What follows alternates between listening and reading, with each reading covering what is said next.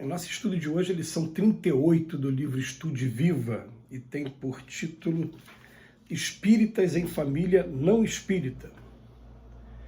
Dos temas relacionados a grupos consanguíneos, temos a considerar um dos mais importantes para nós outros, qual seja aquele dos companheiros espíritas ligados a familiares que ainda não conseguem aceitar os ensinamentos do Espiritismo. Frequentemente, os amigos em cursos nessa prova recorrem ao mundo espiritual pedindo orientação. Suspiram por um ambiente que lhes seja próprio aos ideais, querem afetos que lhes incentivem as realizações, e porque o mundo espiritual lhe respeite o livre-arbítrio, contornando-lhes os problemas sem ferir-lhes a iniciativa, muitos deles entram em dúvida, balançando o coração entre o anseio da fuga e o acatamento ao dever. O espírita, porém, comprometido com os parentes não espírita, permanece acordado para as realidades da reencarnação. Sabe que ninguém assume obrigações à revelia do foro íntimo e que ninguém renasce sem motivo nessa ou naquela equipe familiar.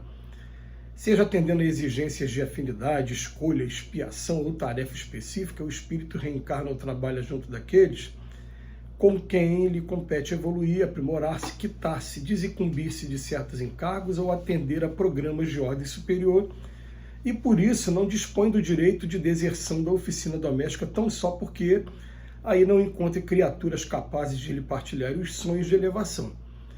Aliás, exatamente aí, na forja de inquietantes conflitos sentimentais, é que se edificará para a ascensão a que aspira. Cônjuge difícil, pais incompreensivos, irmãos enigmas ou filhos problemas constituem na Terra o corpo docente de que necessitamos na escola familiar. Com eles e por eles é que avaliamos as nossas próprias claudicações de modo a corrigi-las. Indiscutivelmente, em explanando assim, não induzimos companheiro algum a partilhar criminalidade em nome de obrigação. Porque estejamos vinculados a alguém, não estamos constrangidos à insensatez que esse alguém se decida a cultivar. Desejamos unicamente ponderar que não é razoável abandonar ou interromper ajustes edificantes sem que a nossa consciência esteja em paz com o dever cumprido. Sempre que nos reconheçamos desambientados da família do mundo, à face dos princípios espíritas que os entes queridos não se mostrem de imediato dispostos a abraçar, estamos na posição do devedor entre credores vários, com a valiosa possibilidade de ressarcir nossos débitos, ou na condição do aluno em curso intensivo de burilamento individual, com a bendita oportunidade de adquirir atestados de competência em diversas lições. Esse tema é bastante corriqueiro, bastante recorrente no meio espírita. Aquela pessoa que está inserida numa família que não aceita os princípios da doutrina espírita e não aceita a religião, criando muitas das vezes embaraços, empecilhos, porque a gente não está falando simplesmente da pessoa não aceitar e ser simplesmente uma questão de ego nosso, querer impor para quem conviva com a gente que eles tenham que pensar da mesma maneira que a gente. Não significa isso. A questão é que sempre cria embates, empecilhos, e essa é uma prova que estamos muito familiarizados com ela, porque vivemos ela durante todos esses anos. Eu posso afirmar aqui que antes de eu me casar, eu sou o único espírita na família por parte de mãe, e na família por parte de pai eu tenho uma ou duas primas que são simpatizantes do espiritismo, mas não são aquelas trabalhadoras, frequentam, não são, elas são apenas simpatizantes. Eu sou o único espírita, tanto de um lado como do outro. E parece que para completar, depois que me casei, acabei me consociando com uma pessoa também que não é espírita e que é anti-espiritismo. Então nós vivemos em algumas etapas aí. Numa etapa, no primeiro lugar, ela queria me converter de qualquer maneira. Numa outra, eu comecei a contra-atacar de maneira até agressiva, sem perceber que estava extrapolando também, até que chegou um equilíbrio, e o equilíbrio é que simplesmente eu tenho que me conformar com o fato de que semanalmente ela vai até a religião dela se municiar de informações que são contrárias ao espiritismo e que, na verdade, acredito até que nós estamos perdidos, que temos ainda chance de salvação, mas que, na verdade, nós estamos no caminho equivocado.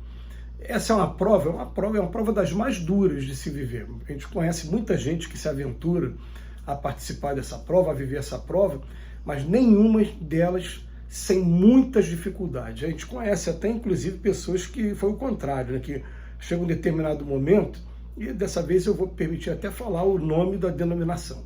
A esposa resolveu ser testemunha de Jeová. E o testemunho de Jeová tem duas características, pelo que eu entendi.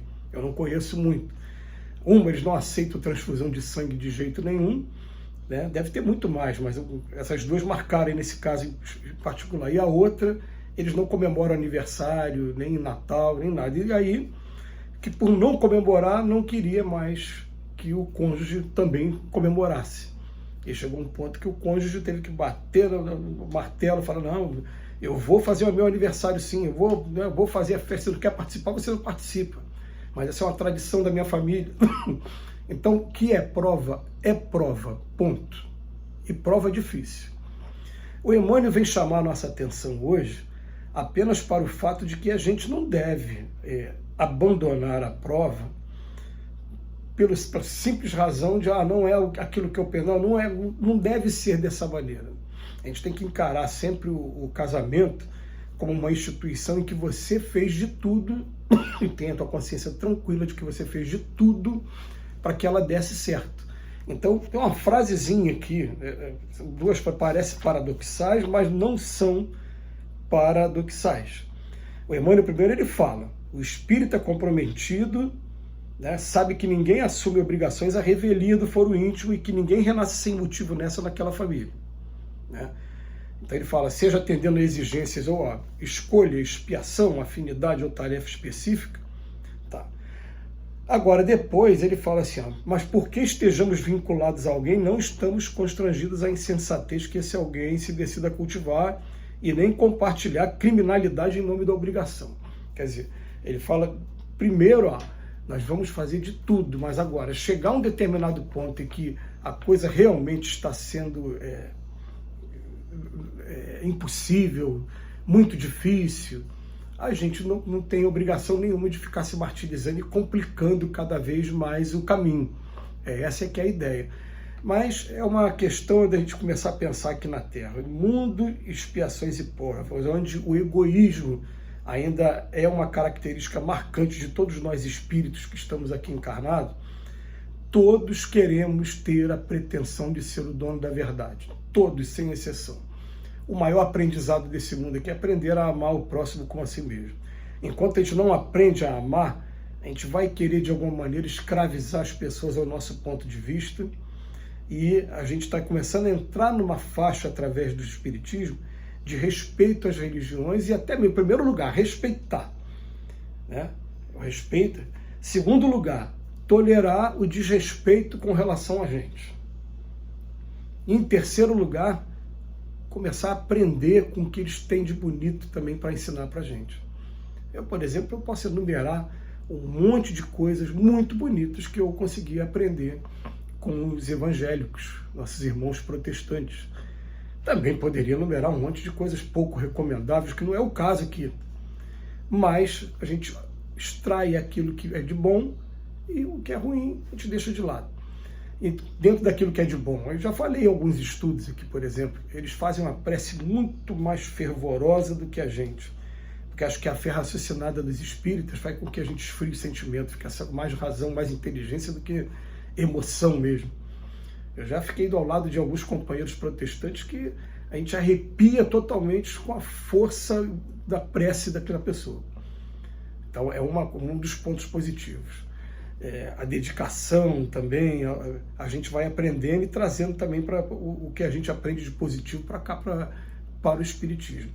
Mas a gente vai dizer uma coisa, é uma prova dificílima, muito difícil. Só quem viveu a prova mesmo, encarou como prova e procurou fazer o melhor, sabe que tem várias nuances, tem vários momentos do relacionamento que vai ser muito difícil.